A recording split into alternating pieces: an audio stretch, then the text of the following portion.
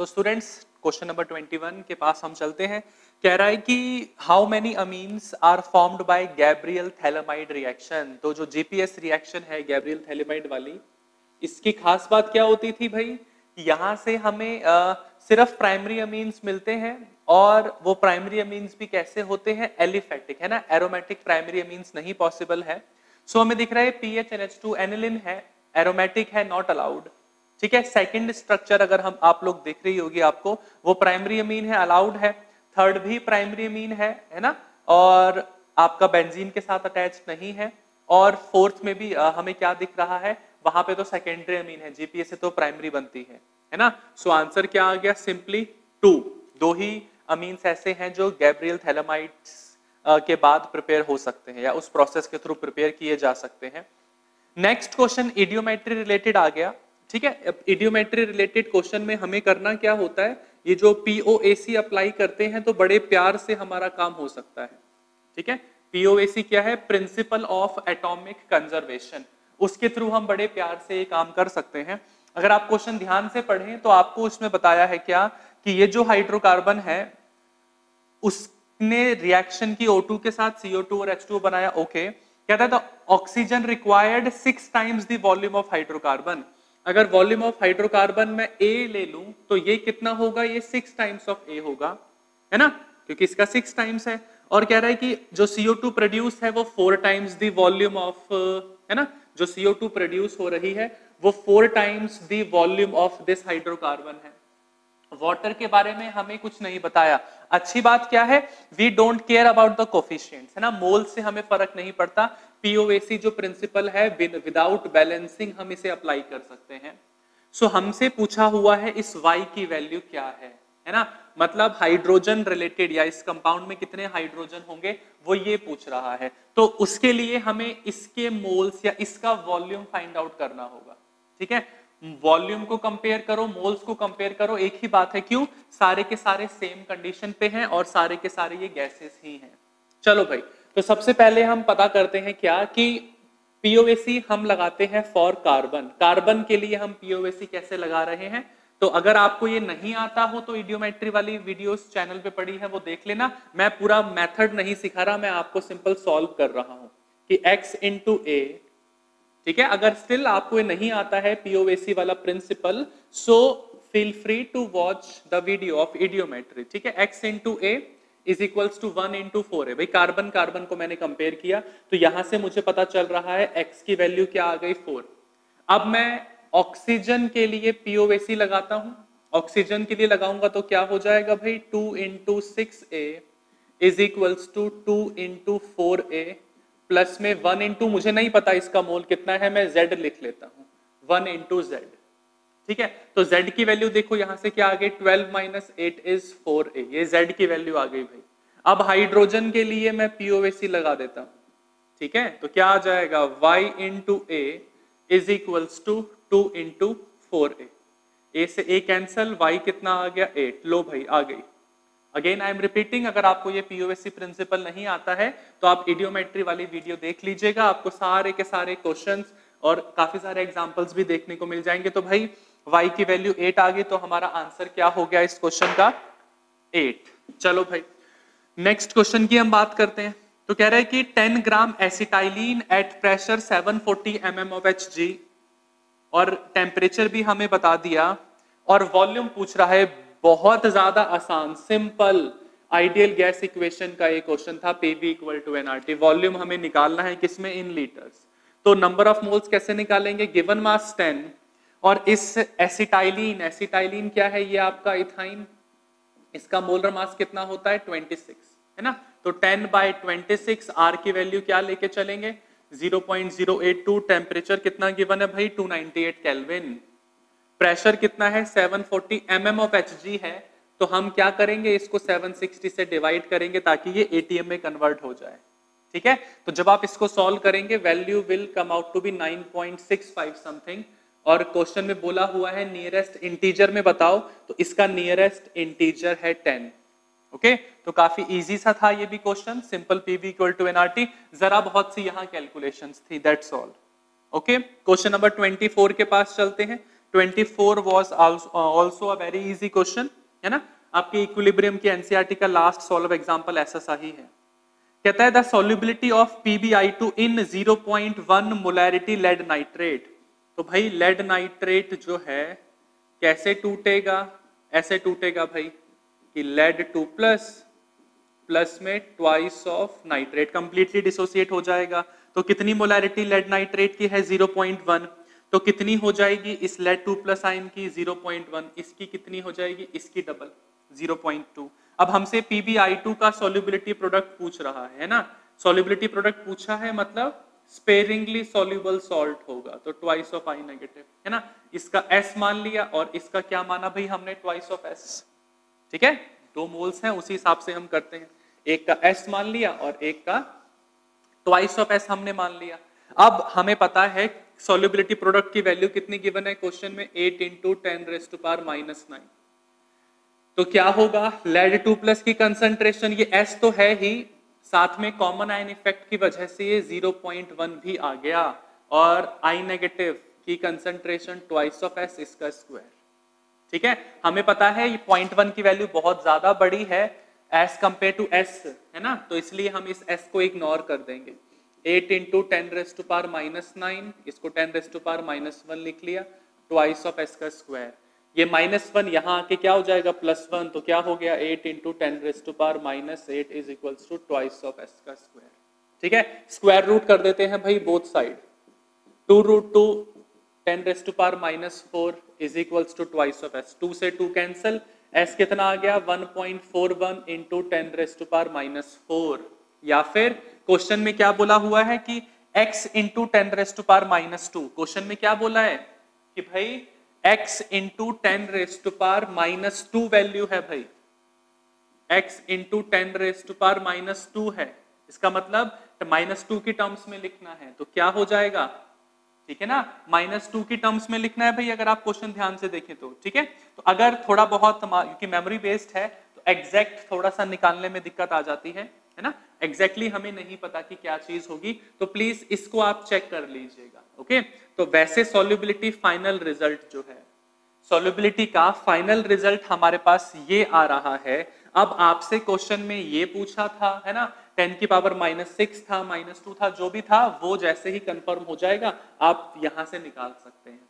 ठीक है, -6 अगर मान लो आ जाता है तो 100 से मल्टीप्लाई कर देंगे, -2 लिखते हैं तो 0.00 है ना, 0.01, इस तरीके से हम चेंजेस अपने आप कर देंगे। ठीक है, तो आपको मेन सॉल्व करना सीखना था, बाकी जो भी एग्जैक्ट क्वेश्चन में था वो आपको पता ही है। ओके, क्वेश्चन नंबर 25 थ्योरी वाला क्वेश्चन आ गया, इजी सा। कह रहा है कि how many of the following compounds are paramagnetic in nature. Paramagnetic कौन कौन से हैं भाई, आपको पता है ये अल्फा सल्फर और ये बीटा सल्फर जितने भी है ना, ये सारे के सारे S8 की फॉर्म में एग्जिस्ट करते हैं, वो रिंग हो ना, क्राउन टाइप स्ट्रक्चर थी उस फॉर्म में एग्जिस्ट करते हैं, और वो होता है भाई डायमैग्नेटिक, है ना। और ये जो S2 वाली फॉर्म है जस्ट लाइक O2, है ना, जो S2 वाली फॉर्म है जस्ट लाइक O2, ये पैरामैग्नेटिक है। तो टोटल पैरामैग्नेटिक कितने हुए, ओनली 1। ठीक है, 25th इजी सा था। 26th हम क्वेश्चन की बात करते हैं। 26 हम क्वेश्चन की बात करते हैं, तो इन्होंने क्या बोला हुआ है, कह रहा है कि एक ये रिएक्शन है, thrice of C2H2 is in equilibrium with C6H6, है ना, ये है। डेल्टा जी ऑफ फॉर्मेशन इसका भी गिवन है, डेल्टा जी ऑफ फॉर्मेशन इसका भी गिवन है, तो ओवरऑल रिएक्शन का डेल्टा जी ऑफ फॉर्मेशन हम कैसे निकाल सकते हैं, पूरी की पूरी रिएक्शन का सिंपल डेल्टा जी क्या होगा भाई, पूरी की पूरी रिएक्शन का, नॉट तो प्रोडक्ट माइनस रिएक्टेंट हमारे पास बेसिक फॉर्मूला होता है। प्रोडक्ट की वैल्यू क्या है, -1.4 × 10⁵ 3 मोल्स है, 3 से मल्टीप्लाई हो जाएगा, और 2.4 × 10⁵। ठीक है, तो माइनस माइनस है ना, दोनों ऐड हो जाएंगे, 2.4 × 3 कितना है 7.2, तो 7.2 में 1.6 ऐड करेंगे तो क्या हो जाएगा 8.6 × 10⁵, ये वाली वैल्यू आ गई। ओके, अब हमसे क्या पूछा हुआ है, find the value of log के, है ना, लॉग के की वैल्यू क्या होगी। हमें पता है कि भाई डेल्टा जी नॉट क्या है 2.303, R की वैल्यू क्या है 8.314 इंटू टेम्परेचर 298 इंटू लॉग के सी, है ना, या लॉग के, ये डेल्टा जी नॉट है। तो हम दोनों को अब कंपेयर कर लेंगे भाई, 8.6 इंटू 10⁵, यहां से कंपेयर करके जब आप इस टर्म को इन सब से डिवाइड करोगे तो फाइनल आपके पास जो वैल्यू निकल के आ जाएगी वो आ जाएगी भाई 150.72 समथिंग। ठीक है, ये आपका आंसर जो है आ जाएगा 150.72। ओके, क्वेश्चन नंबर 27 कह रहा है 10 gram of this butane is mixed with 200 gram of this benzene, then calculate freezing point of solution। ठीक है भाई, freezing point of solution। Students वैसे तो बहुत इजी क्वेश्चन है, स्टिल कुछ लोग मिस्टेक्स कर देते हैं यहाँ पे। तो किस तरीके की मिस्टेक कर देते हैं, वो डेल्टा टीएफ निकाल के छोड़ देते हैं भाई। Delta TF is equals to क्या हो जाएगा, आई तो कुछ है ही नहीं यहाँ पे, केएफ की वैल्यू क्या है 5.12 m, 10 इसका मास कितना होगा इस ब्यूटेन का C4H10 का, है ना, ब्यूटेन तो चलो कंफर्म नहीं है, C4H10 तो क्या हो जाएगा 58, ये हो गया मास ऑफ सॉल्वेंट इनटू क्या हो गया भाई 1000। ठीक है, बिल्कुल इजी सा है। डेल्टा टीएफ अगर आप यहाँ पे सॉल्व करेंगे तो आपकी जो वैल्यू है वो 4.41 आएगी। ठीक है, अगर आप ये सॉल्व करेंगे ना तो अप्रोक्सीमेटली वैल्यू जो है ये 4.41 समथिंग आएगी डेल्टा टीएफ जो है। ठीक है, अब डेल्टा टीएफ किसके इक्वल होता है, freezing point of pure solvent minus this, कितना है भाई फ्रीजिंग पॉइंट का प्योर सॉल्वेंट का 5.5 माइनस ये 4.41 कर दिया, तो क्या आ गया भाई फ्रीजिंग पॉइंट, है ना, क्या था ये, सॉरी ये टीएफ हमें कैलकुलेट करना था, तो टीएफ क्या आ जाएगा 5.5 माइनस 4.41, है ना, तो टीएफ की वैल्यू क्या आ गई दिस मच। तो क्या हो गया भाई फ्रीजिंग पॉइंट सॉल्यूशन का दिस मच। इजी सा क्वेश्चन था, अगेन ये भी 28th, 29th एंड 30, है ना। तो अगर हम पिछले साल के पेपर्स का कंपैरिजन करें तो इस साल में भी possible due to corona paper का लेवल काफी इजी रखा है भाई। ठीक है, पेपर का लेवल इजी है, आपके लिए इजी है, सबके लिए इजी है, कट ऑफ उसी के अकॉर्डिंग हाई चली जाएगी, जस्ट लाइक जो नीट में किया है लास्ट ईयर, है ना, 720 मार्क्स भी आ रहे हैं, 600 वालों को अच्छा कॉलेज या गवर्नमेंट कॉलेज मिल ही नहीं रहा है। चलिए 28, the ratio of velocity of proton and alpha particle और सेम डी ब्रॉगली वेवलेंथ। ठीक है, तो लैम्डा ऑफ अल्फा पार्टिकल क्या होगा, h upon mass of alpha particle velocity of alpha particle, है ना। ऐसे ही लैम्डा ऑफ प्रोटॉन क्या होगा, मास of proton velocity of proton. हम सबको पता है अल्फा पार्टिकल का मास क्या होता है 4 times the mass of proton. बता दिया दोनों वेवलेंथ बराबर हैं तो इनका और इसका प्रोडक्ट भी बराबर होगा, that is mass of alpha particle velocity of alpha particle mass of proton velocity of proton. तो क्वेश्चन में क्या पूछा है, रेशियो बताओ भाई, है ना, प्रोटॉन टू अल्फा पार्टिकल, तो V proton to V alpha particle क्या हो गया 4 times the mass of alpha particle, sorry 4 times the mass of proton, यहां से पुट किया divide by mass of proton, तो क्या आ गया भाई 4:1 या सिंपली 4। 28 का आंसर सिंपली क्या हो गया 4। 29th MnO4 negative plus 8H positive plus में 5E गिव्स Mn2 प्लस में 4H2। सो ये जो इक्वेशन है ये आपने बहुत ज्यादा बार, सॉरी ये जो रिएक्शन है आपने बहुत ज्यादा बार पढ़ रखी होगी, है ना। तो आपने जो डी एंड एफ ब्लॉक है वहां पर भी डॉक्स रिएक्शन है वहां पर भी, है ना, ये बहुत ज्यादा यूजफुल रिएक्शंस में से एक थी हमारे लिए। अब इस क्वेश्चन में क्या बोला हुआ है कि पहले जितने भी आयन्स हैं सबकी कंसंट्रेशन 1 मोलैरिटी थी और फिर हमने क्या किया H+ आयन की कंसंट्रेशन 1 मोलैरिटी की जगह 10⁻⁴ मोलैरिटी कर दी, तो कितना चेंज आया है इलेक्ट्रोड पोटेंशियल में वो हमें बताओ।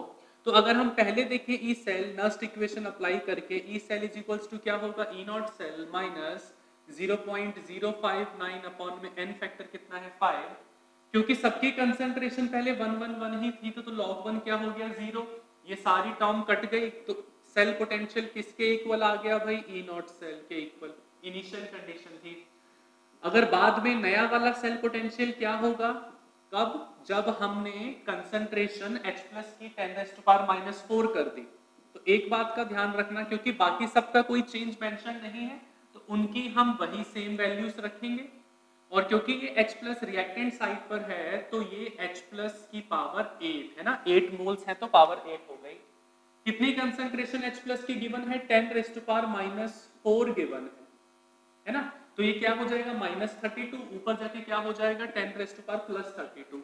ये E नॉट सेल पुराने वाले E सेल के इक्वल है भाई, है ना, E नॉट सेल जो है ये पुराने वाले E सेल के इक्वल है 0.059/5, ये log 10 की पावर 32, log 10 की पावर 32 हो जाएगा, ऊपर आके 32 आगे आया, log 10 क्या होता है 1 है, ठीक है। तो अब अगर हम देखें तो E नया वाला E सेल पुराने वाला E सेल माइनस, जब हम इसे मल्टीप्लाई करेंगे तो वैल्यू हमारे पास आ जाएगी 0.3776। अब हमें क्या पता चल रहा है भाई, पहले जितना भी सेल पोटेंशियल था अब उससे सेल पोटेंशियल कम हो गया, डिक्रीज हो गया। कितना डिक्रीज हुआ है भाई 0.3776, इतना डिक्रीज हुआ है, ठीक है, इतने का चेंज आया है या इतना डिक्रीज हुआ, ओके। तो फील आपने किया होगा, बिल्कुल भी मुश्किल क्वेश्चन नहीं था ये, राइट। अब हम चलते हैं हमारे लास्ट क्वेश्चन के पास, विच इज क्वेश्चन नंबर 30। सो ये जो क्वेश्चन है क्वेश्चन नंबर 30, ये आपकी एनसीईआरटी की एक्सरसाइज से पूछा हुआ क्वेश्चन है, यह सब्जेक्टिव एनसीईआरटी की एक्सरसाइज वाला क्वेश्चन, कुछ भी डिफरेंस नहीं है। अब देखिए ध्यान से, क्वेश्चन में एक टर्म हमें गिवन है एफ, एफ क्या है, फ्रैक्शन ऑफ सुक्रोज जो बचा हुआ है आफ्टर 9 आवर्स। तो कितना सुक्रोज बचा होगा, मान लेते हैं हम ये इतना बचा है, फ्रैक्शन मतलब इनिशियल से हम कंपेयर कर रहे हैं, तो what is this F, this F is nothing but R upon R naught, ठीक है। सो 1 अपॉन एफ क्या हो जाएगा, 1 अपॉन एफ हो जाएगा हमारे पास आर नॉट बाय आर, ये आर क्या है 9 आर के बाद कितना आपका रिएक्टेंट, कितना आपका सुक्रोज बचा हुआ है वो, ओके। सो ये 1/f का मीनिंग है, ठीक है। अब हम क्वेश्चन की तरफ चलते हैं। क्वेश्चन में हाफ लाइफ अगर आप देखें तो हमें गिवन है 3.33 आवर्स, ओके। सो अगर हम रेट कांस्टेंट की बात करें तो वो क्या हो जाएगा 0.693 डिवाइड बाय दिस, है ना। हम सबको पता है ये वाली वैल्यू कहां से आई थी 2.303 इंटू 0.3, हम इसको ऐसे भी लिख सकते हैं भाई। क्यों ऐसे लिख रहा हूं आपको पता चल जाएगा ना, इससे हमारी कैलकुलेशन इजी हो जाती है। सो हमें पता है कि फर्स्ट ऑर्डर रिएक्शन के लिए रेट कांस्टेंट का फॉर्मूला क्या होता है कि K इज इक्वल्स टू, है ना, 2.303 by T log initial concentration upon concentration at time T। So अगर रेट कांस्टेंट की वैल्यू क्या है हमारे पास 2.303 इंटू 0.3 डिवाइडेड बाय 3.33, 2.303, टाइम कितना है क्वेश्चन के अकॉर्डिंग 9 आर, और log R not by R T.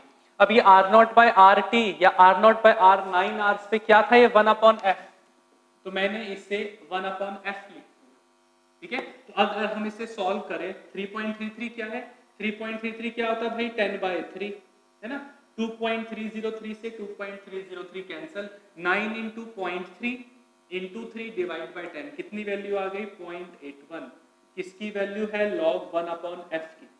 Question में क्या पूछा है, क्वेश्चन में पूछा है 100 इंटू लॉग 1 अपॉन एफ की वैल्यू क्या है, तो अगर इसको 100 से मल्टीप्लाई कर दूंगा क्या वैल्यू आ जाएगी भाई 81, ठीक है। तो हमारा आंसर क्या हो गया भाई सिंपली 81।